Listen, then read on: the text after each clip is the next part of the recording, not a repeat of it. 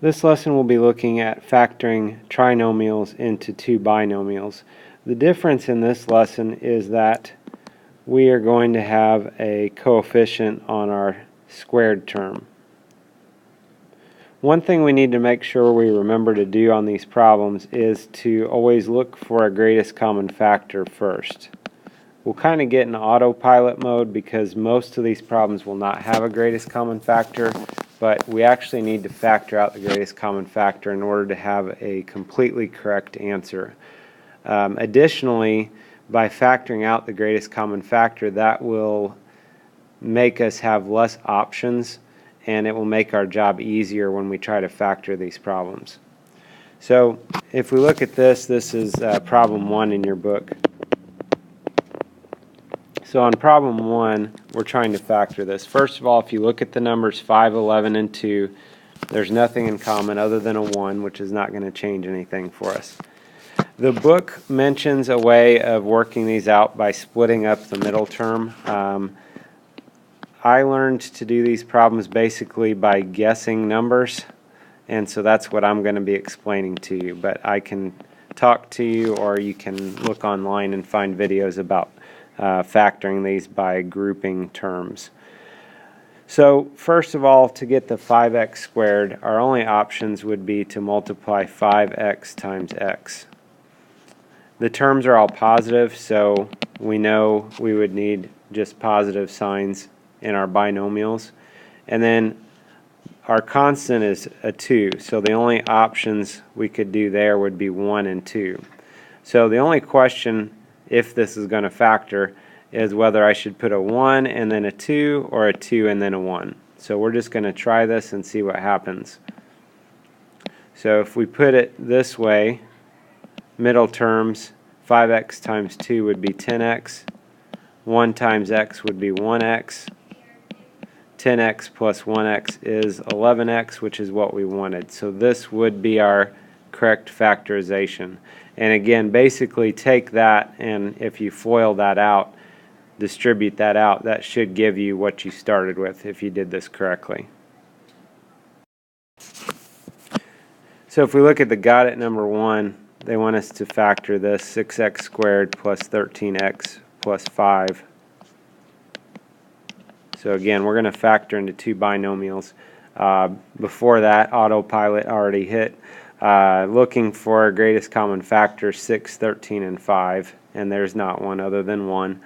To get 6x squared, we actually have two options. We could do 3x times 2x, or we could do 6x times x. Typically, it doesn't have to happen this way, but typically it seems like answers tend to be numbers, the factors that are closer together. So I'm going to try the 3x and 2x first and see what happens. And then factors of 5 at the end are just 1 and 5. So it's either 1 and 5 or 5 and 1, or maybe I have to try 6x and x if this doesn't work.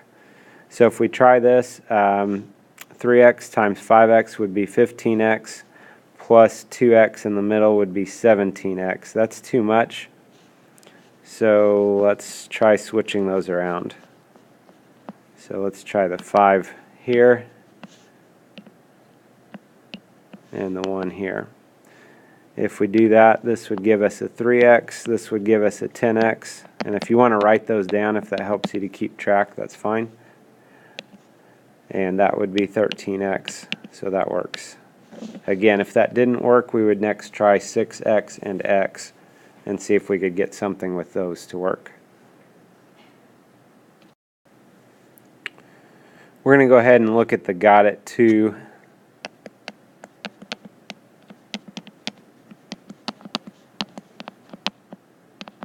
So for this problem, what's different is that we have a negative c value here.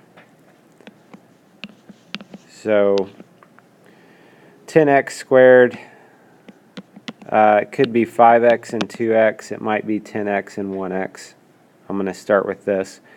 And the deal is, since it's a minus 14, I know to get a negative 14, I would have to have a positive times a negative to get a negative. So my signs are going to have to be different. Now, before I decide which place to put the positive, which place to put the negative. I'm going to look at my middle term, and notice that's a pretty big positive number. It means I need a lot more positive x's than negative x's.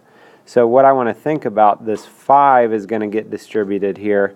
This 2 is going to get distributed here. So let's have the 5 distribute to the positive number, and the 2 distribute to the negative number. Is going to give a better chance maybe of getting a lot more positives. Factors of 14 could be 1 and 14, 2 and 7.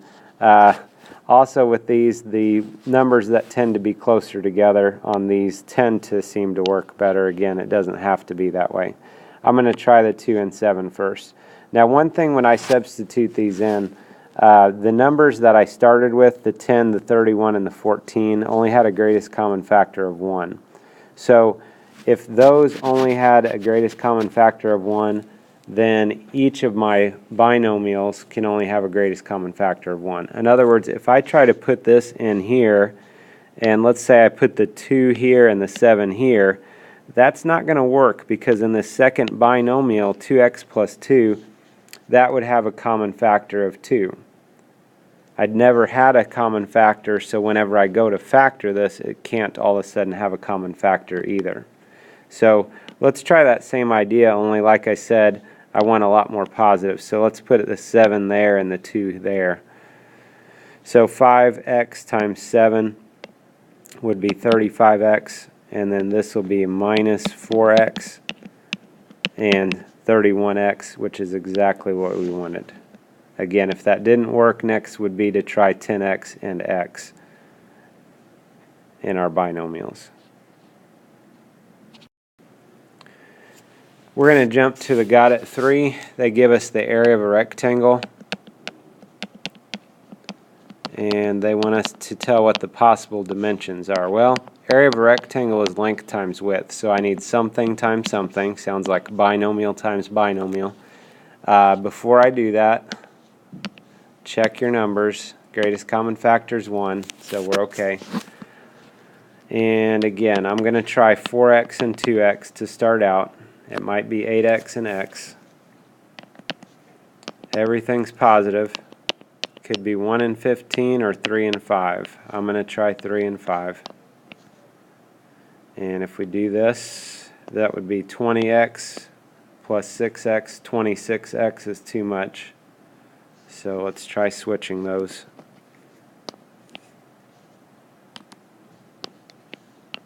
We switch them around, we'll have a 12x, and a 10x is 22x, so that works.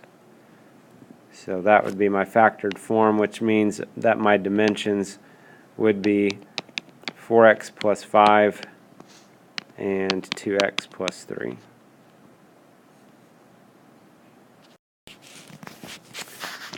Problem 4 introduces now the idea of that greatest common factor, making sure we factor that out first.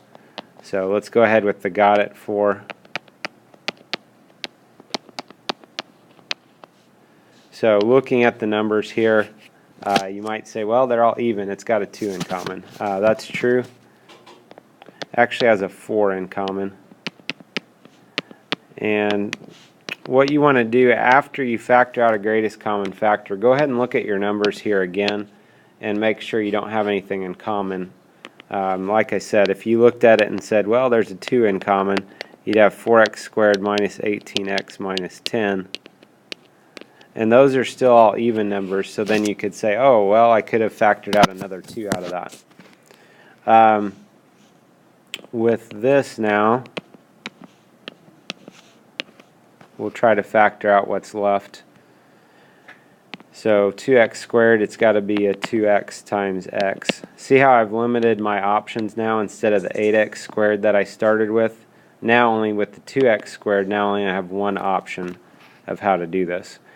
I've got a minus 5 at the end, so it's going to have to be either plus and minus or minus and plus. We have to have a positive times a negative to get a negative 5 here. And factors of 5 are 1 and 5, so we can try this. And I'm kind of looking into this. I could have looked at this a little more carefully before I just threw these numbers in there.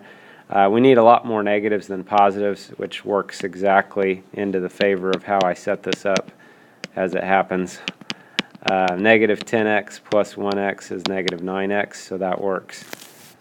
So this would be our factored form for that problem. Again, if that didn't work, then we would just try switching the numbers around. If you ever work a problem out and you get the opposite, let's say in this problem we wanted a negative 9x. If I get a positive 9x instead of a negative 9x, that means the numbers are in the right spots, but the signs need switched around. So that's something else to watch for.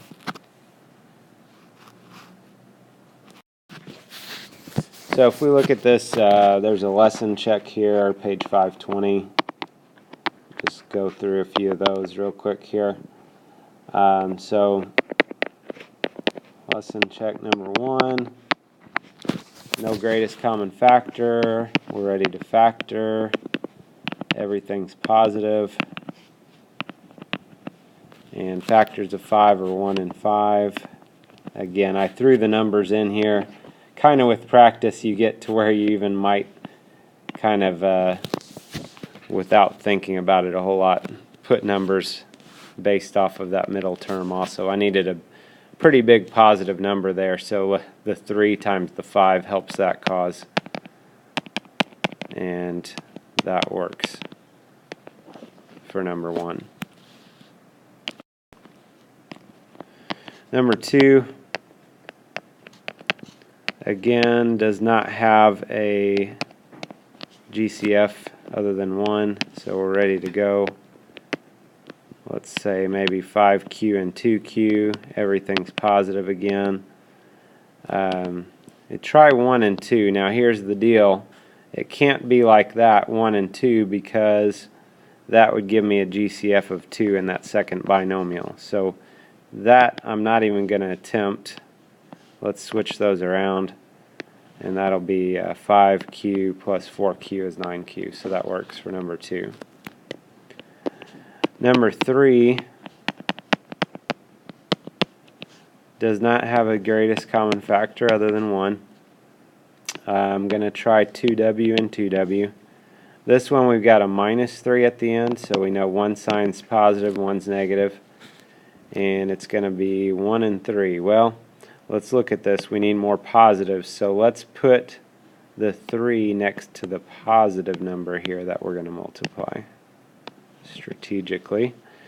And then we'll see this will be a minus 2W and then a plus 6W in the middle gives us our plus 4W we wanted. So that would be the answer. So, with practice, you kind of get better at kind of telling what's going to happen maybe before you get to a point of just guessing a bunch of things. And really we only have, obviously 4W and W would have been another option here, but with the 3 back here, only 1 and 3 are my options. So there's only so many ways we can even try to make this work. And if we look at number 4, we have the area of a rectangle. Whoops.